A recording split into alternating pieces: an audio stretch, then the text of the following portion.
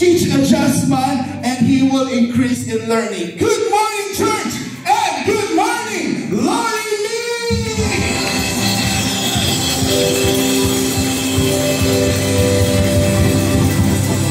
This is Post Encounter School of Leaders Commencement Exercise 2024. Do not refuse the love and the truth that saves you, because as Christians, we are the lovers of truth. Amen! A warm welcome to all of you, ladies and gentlemen. I am Kuya Arlon, and I'm just one of many leaders of Lorini Eastern Region, welcoming all of you, and I hope together we will continue to grow in faith and hopefully in the future create more leaders for the ministry. Amen! Kamusta po ang bawat isa? Nabati na ba natin yung mga katabi natin today?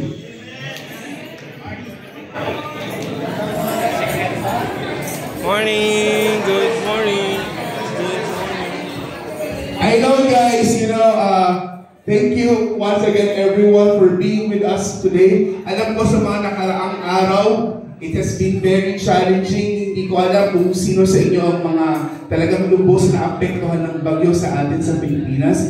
But I hope your families back in the Philippines and you yourself will survive this storm. Not only survive it, but continue to thrive with the help of the Lord. Amen? So I hope your families are safe. Kung meron man talagang lubos na apektuhan, I hope we can do something to at least na maging mapabilis ang ating pag-recover sa mga ganitong sitwasyon. Amen!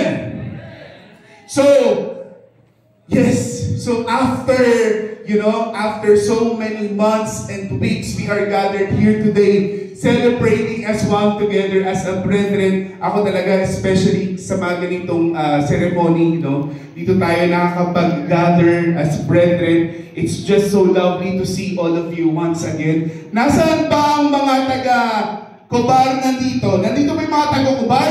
Not sure.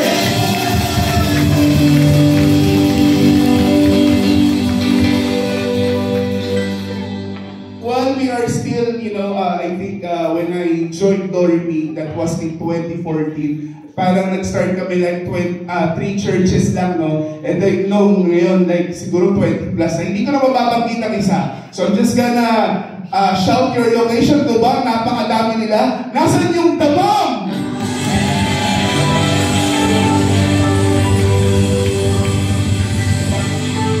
Nasaan naman yung mga taga-Chupay?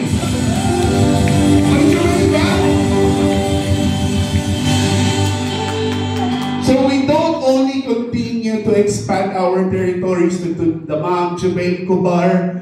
We also have one in Alhasa! Glory to God, no? Talagang all over. Meron na ba yung Rastanura? Very soon. So palakpakan na rin natin. All leaders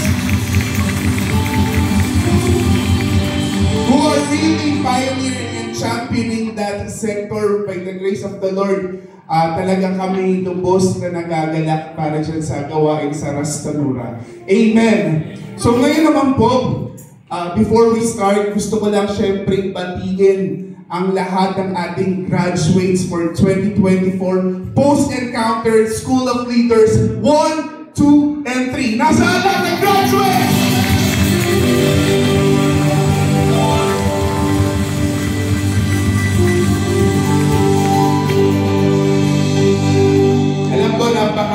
Talagang it's a dedication of time and effort talaga, but I hope at the end of your journey sa inyong kung ano man kayo naka-register or naka-enroll, that you will continue to apply in all the learnings that you have acquired sa ating mga pag-aaral, no? And that you will be able to share it as well sa mga bago natin makakasama sa ating gawain. So again, congratulations to all our graduates. Amen. Nasaan naman yung ating mga masisipag na lecturers na nandito nagturo, nag-administer para magturo? Nasaan na sila ang mga ating pastor?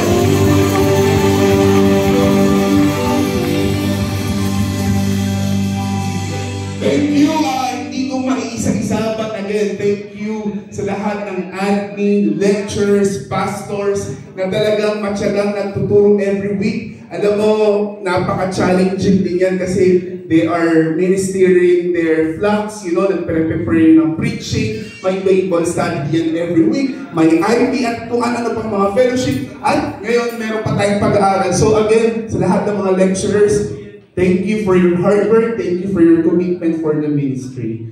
Amen! Amen? Palakpakan natin sila!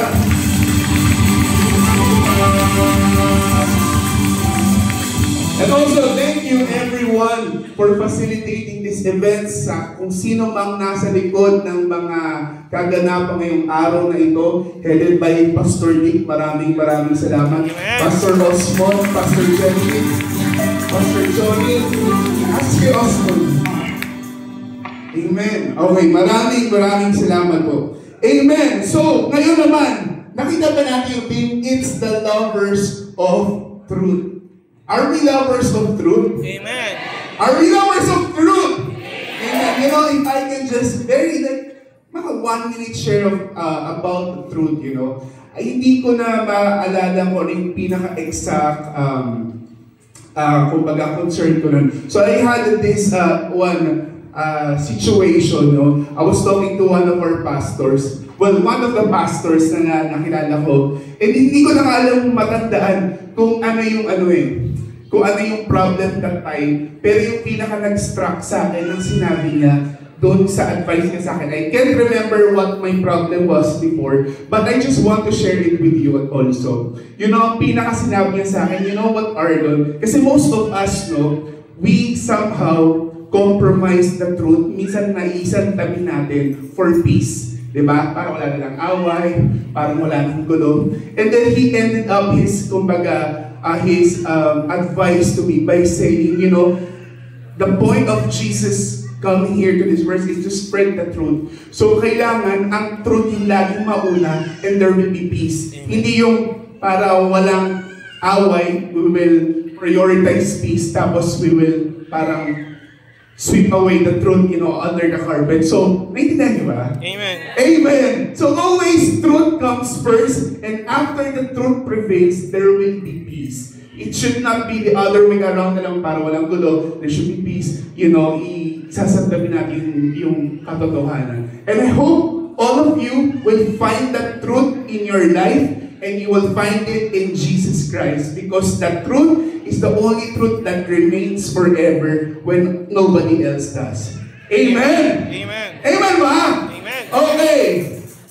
Alam ko, napakadami natin ngayon, at ang pinaka nakakatawa dito is marami tayong nakasama sa gawain. This might be your first time, and for sure will not be the last, dahil napaka-mapagmahal ng mga Lorimites. So I just want to encourage everyone who is first-timers to attend in this Lorimi event. Pwede po ba kayong tumayo? You can be like Christians before, if this is your first time to attend the ministry. We just want to welcome you. We just want to wave at you. Kayo pwedeng tumayo? Lahat ng mga nag-invite, pwede natin sila encourage na tumayo so we can acknowledge you and recognize you today. Pwede po sila tumayo? Maraming mga bago, lahat na ilasin. Kayo lang po tayo.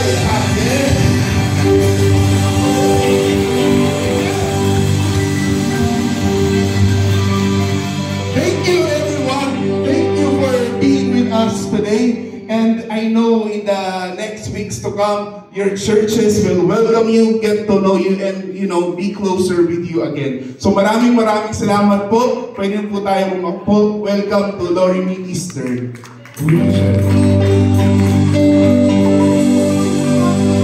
Excited about bawat isa? I'm just so excited to recognize, celebrate, and recognize our graduates for today. Pero bago yun, mas excited na po ba tayong mag-worship sa ating Panginoon? Amen. Pwede po ba tayo lahat tumayo?